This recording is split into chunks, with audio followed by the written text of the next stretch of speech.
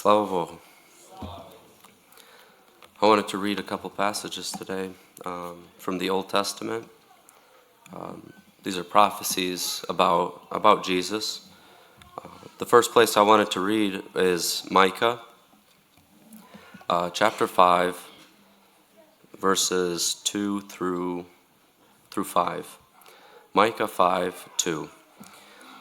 But you, Bethlehem, Ephrathah, though you are little among thousands of Judah, yet out of you shall come forth to me the one to be ruler in Israel, whose goings forth are from everlasting. Therefore he shall give them up until the time that she who is in labor has given birth. Then the remnant of his brethren shall return to the children of Israel. He shall stand and feed his flock in the strength of the Lord, in the majesty of the name of the Lord his God. They shall abide. For now he shall be great to the ends of the earth, and this one shall be peace. The second place I wanted to read is from the book of Isaiah, chapter 7, and then from chapter 9 after.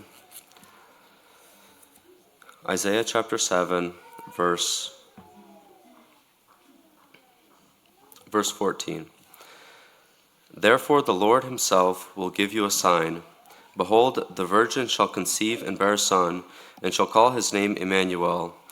Curds and honey he shall eat, that he may know to refuse the evil and choose the good. For before the child shall know to refuse the evil and choose the good, the land that you dread will be forsaken by both her kings.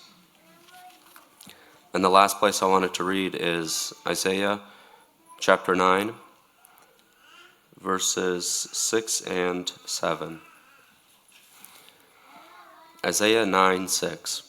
For unto us a child is born, unto us a son is given, and the government will be upon his shoulder, and his name will be called Wonderful, Counselor, Mighty God, Everlasting Father, Prince of Peace. Of the increase of his government and peace there will be no end, upon the throne of David and over his kingdom, to order it and establish it with judgment and justice. From that time forward, even forever, the zeal of the Lord of hosts will perform this.